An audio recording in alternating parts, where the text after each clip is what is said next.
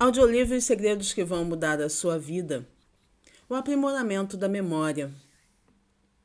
O homem cujas aquisições persistem é aquele que sempre alcança e avança, enquanto seus vizinhos, que passam a maior parte do tempo reaprendendo o que já sabiam, mas se esqueceram, simplesmente ficam onde estão. Professor William James. Segundo o famoso psicólogo Carl Seashore, o indivíduo comum não usa acima de 10% de sua real capacidade hereditária para a memória e desperdiça os 90% ao violar as leis naturais da lembrança. Você é um desses indivíduos? Em caso positivo, significa que você luta devido a uma desvantagem social e econômica e, consequentemente, estará interessado em ler e reler essa sessão, com a qual se beneficiará. Esta descreve e explica essas leis naturais da lembrança e mostra como usá-las nos negócios e no discurso. Essas leis naturais da lembrança são muito simples, são apenas 3. Todo chamado sistema de memória foi fundamentado nelas.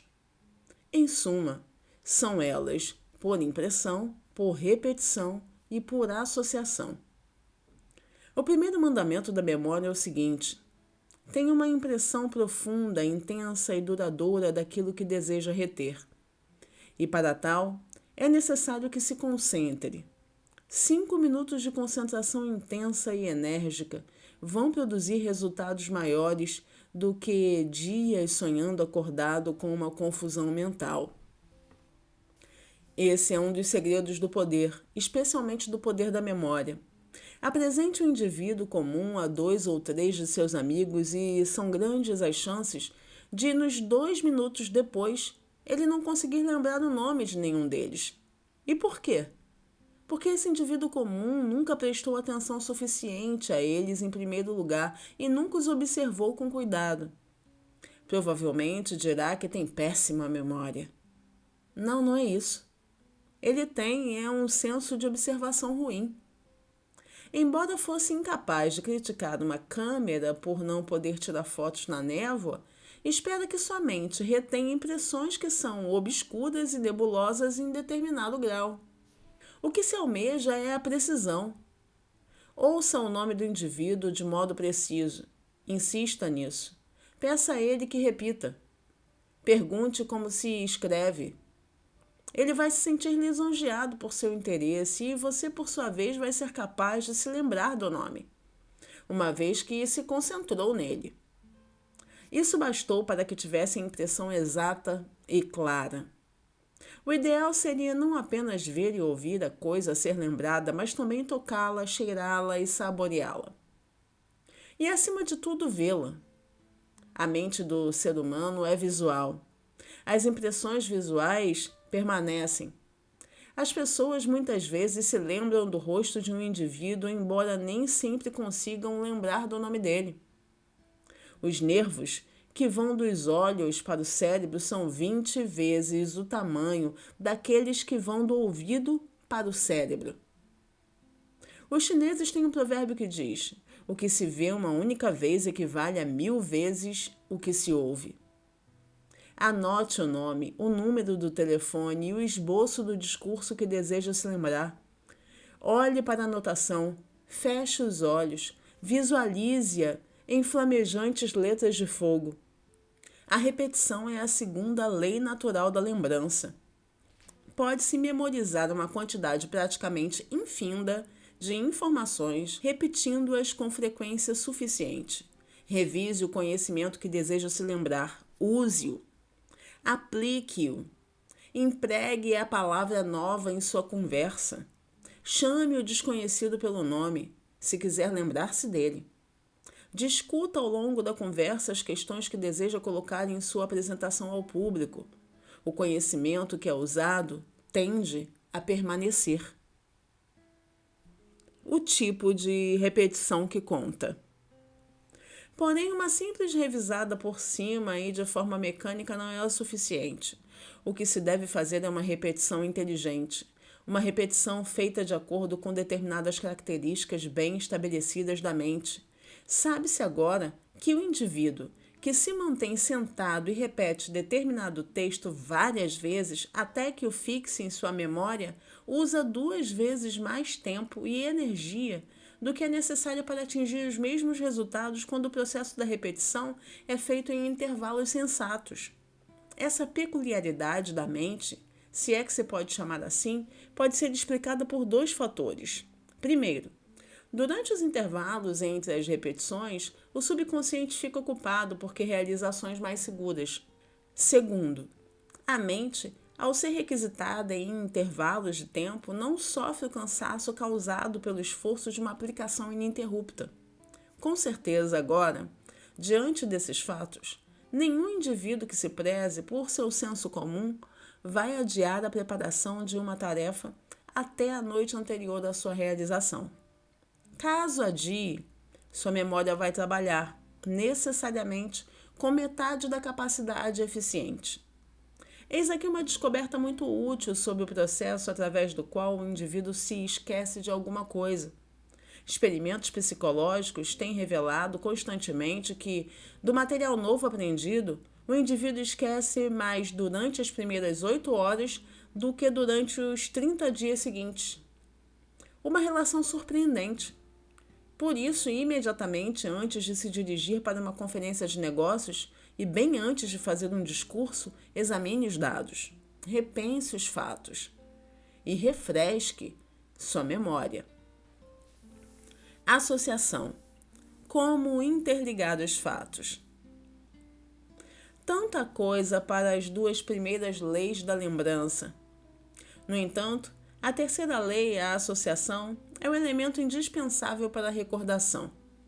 Na verdade, é a explicação da própria memória. Então, como se dá o entrelaçamento dos fatos em relações sistemáticas entre si? A resposta é a seguinte: encontrando-se o significado desses fatos e repensando-os. Por exemplo, se fizer e responder questões sobre qualquer fato novo, esse processo vai ajudá-lo a entrelaçar esse fato em uma relação sistemática com outros fatos. A. Por que isso é assim? B. Como isso é assim? C. Quando isso acontece? D. Onde isso é assim? E. Quem disse que é assim? Caso seja o nome de um desconhecido, por exemplo, e esse seja um nome comum, pode-se talvez vinculá-lo a algum amigo da área profissional que tenha o mesmo nome. Por outro lado, se for um nome incomum, pode ser uma boa ocasião para comentar esse fato. Isso muitas vezes leva o desconhecido a falar sobre seu próprio nome. Por exemplo, enquanto redigia esse capítulo, o autor foi apresentado a uma mulher chamada Sra. Soter. Pediu a ela que soletrasse o seu nome e comentou sobre a originalidade do mesmo. Ao que ela respondeu: sim, é muito incomum, é uma palavra grega que significa Salvador. Depois contou sobre a família de seu marido, que era de Atenas, e dos altos cargos que ocupavam no governo de lá. O autor descobriu que é muito fácil fazer com que as pessoas falem sobre seus nomes, o que sempre o ajuda a lembrá-los. Observe a aparência do desconhecido em detalhes. Repare na cor dos olhos, cabelos e observe cuidadosamente suas feições. Note a maneira como ele se veste. Ouça o modo como se expressa. Tenha uma impressão clara, perspicaz e vívida de seu aspecto e personalidade. E associe isso com um nome. Da próxima vez que essas impressões voltarem de forma nítida à sua mente, com certeza hão de ajudar a recordar o nome. Já teve a experiência ao encontrar uma pessoa pela 2ª ou 3ª vez de descobrir que, embora consiga se lembrar da sua profissão ou seu negócio, não consegue se lembrar do nome dela? A razão é o seguinte: o negócio de um homem é algo definido e concreto. Tem um propósito e vai grudar como um esparadrapo. Já seu nome, que não tem um propósito específico, vai escorregar como gotas de chuva caindo de um telhado. Consequentemente, para se certificar da capacidade de recordar o nome de uma pessoa, crie uma frase que vincule o nome da pessoa ao seu negócio. Não pode haver qualquer dúvida sobre a eficácia desse método. Por exemplo, 20 homens estranhos uns aos outros encontraram-se recentemente no Penn Athletic Club de Filadélfia para frequentar o curso do autor. Cada um deles foi solicitado que se levantasse e anunciasse seu nome e profissão. Em seguida, foi criada uma frase para conectar os dois. Em poucos minutos, cada pessoa presente pôde repetir o nome de qualquer outra pessoa na sala. Mesmo ao final do curso, nenhum dos nomes nem as profissões foram esquecidos, pois foram interligados, foram aderidos. Como lembrar datas? Vinculá-las com datas importantes já bem estabelecidas na mente ajuda a retê-las. Não é mais difícil, por exemplo, para um norte-americano lembrar que o Canal de Suez foi inaugurado em 1869 do que lembrar que o primeiro navio passou por ele 4 anos depois do fim da Guerra Civil. Se um norte-americano tentasse lembrar que o primeiro assentamento na Austrália aconteceu em 1788, é provável que a data se desprendesse de sua mente como um parafuso solto de um carro. É muito mais provável que a mantivesse se fizesse uma conexão com essa e o ano de 1776 e lembrasse que esta ocorrera anos após a declaração da independência dos Estados Unidos. É como aparafusar uma porca no parafuso frouxo para retê-lo. É bom ter esse princípio em mente quando seleciona um número de telefone. Por exemplo, o final do número de telefone do escritor desse livro durante a guerra era 1776. Ninguém tinha dificuldade para lembrá-lo. Se puder obter de uma companhia telefônica algum número com um final 1492, 1500, 1914, 1964, seus amigos não terão de consultar listas telefônicas. Podem esquecer que seu número de telefone termine com 1492 apenas se você lhes der a informação de uma forma inexpressiva. Entretanto, transitaria com facilidade em suas mentes se dissesse: é fácil se lembrar do meu telefone, termina em 1492, ano em que Colombo descobriu a América. Como se lembrar do que tem a dizer durante o discurso? Há apenas 2 maneiras possíveis de se pensar em algo. A primeira é por meio de um estímulo externo e a segunda pela associação com algo já existente na mente. Aplicado a discursos, isso também é possível exatamente da mesma forma. Primeiro, pode-se recordar o que se tem a dizer durante o discurso com o auxílio de algum estímulo externo, como anotações. Mas quem gosta de ver um palestrante usar anotações? Segundo, é possível lembrar-se do discurso durante sua execução ao associá-lo com algo que já se encontra na mente. Os tópicos devem ser organizados em uma ordem lógica em que o primeiro leve inevitavelmente ao segundo, o segundo ao terceiro e etc., de forma tão natural como a porta de uma sala que leva a outra. Parece simples, porém pode não ser para o principiante cujos poderes de pensamento fiquem fora de combate em função do medo.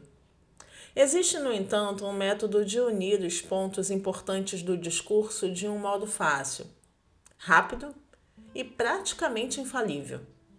Trata-se do uso de uma frase sem sentido. Para ilustrar, suponha que deseja discutir uma verdadeira miscelânea de ideias, sem qualquer associação, e por isso mesmo difícil de lembrar, como por exemplo, vaca, charuto, Napoleão, casa, religião. Veja como é possível juntar essas ideias como elos de uma corrente, por meio dessa frase absurda. A vaca fumou o charuto e cativou Napoleão, e a casa incendiou-se com a religião. Agora poderia fazer o favor de cobrir a frase anterior com a mão enquanto responde as questões a seguir? Qual é o terceiro tópico dessa palestra? E o quinto? O quarto, o segundo e o primeiro.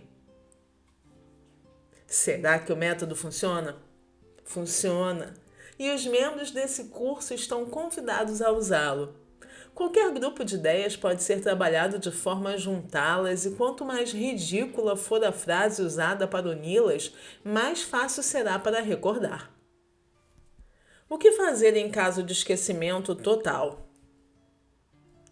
Suponha que, apesar de toda a preparação e precaução, no meio da palestra ocorra um branco súbito na mente do palestrante. De repente, ele se encontra olhando para os ouvintes completamente frustrado e incapaz de prosseguir, em uma situação classificada como assustadora. Seu orgulho se rebela, gerando confusão e derrota. Sente que poderia ser capaz de se lembrar do próximo tópico de algum tópico se tivesse apenas 10, 15 segundos de graça.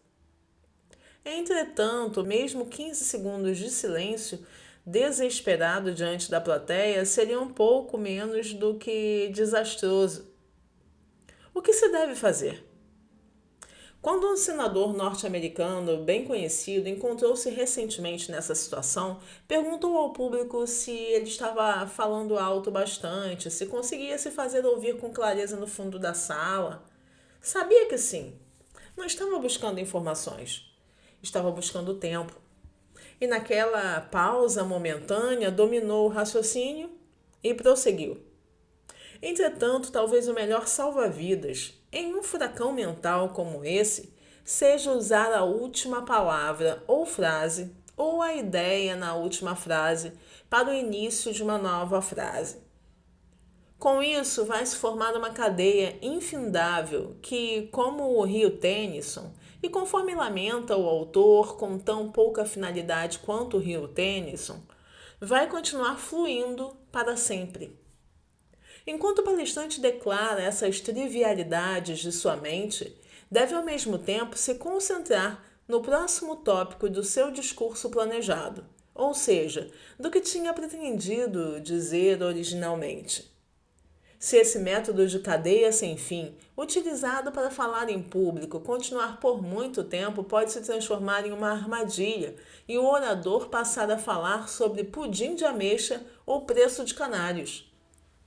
No entanto, é uma primeira ajuda esplêndida para a mente que tenha sofrido um colapso temporário por esquecimento e, como tal, tem sido um meio de ressuscitar um discurso ofegante e prestes a morrer.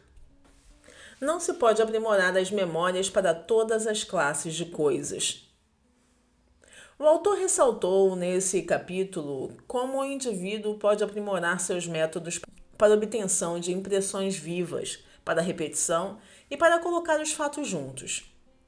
Contudo, a memória é tão essencialmente uma questão de associação que, segundo aponta o professor James, não pode haver melhoria da faculdade geral ou elementar da memória. A melhoria da nossa memória pode acontecer apenas para sistemas especiais de coisas associadas. Com a memorização, por exemplo, de citações de Shakespeare, pode-se aprimorar a memória para citações literárias em um grau surpreendente. Cada citação adicional vai encontrar muitos amigos a quem se unir na mente. Entretanto, a memorização de tudo, desde Hamlet até Romeu e Julieta, não vai necessariamente ajudar alguém a reter fatos sobre o mercado de algodão ou o processo de Bessemer para produzir o aço. Vale repetir. Se os princípios discutidos nesse capítulo forem aplicados e usados, haverá uma melhoria na forma e na eficiência da memorização de qualquer coisa. Porém, caso esses princípios não sejam aplicados, a memorização de 10 milhões de fatos sobre beisebol não vai ajudar nem um pouco na memorização de fatos sobre o mercado de ações. Esses dados sem relação não podem ser interligados. A nossa mente é essencialmente uma máquina de associação. Encerro esse conteúdo por aqui, agradecendo a sua presença aqui no canal, convidando você a se inscrever por aqui, não esquecer de deixar um like nesse vídeo, acionar o sininho das notificações para que você possa receber o conteúdo assim que ele for postado aqui, e aguardo você no próximo conteúdo amanhã ao meio-dia. Até lá! Tchau, tchau.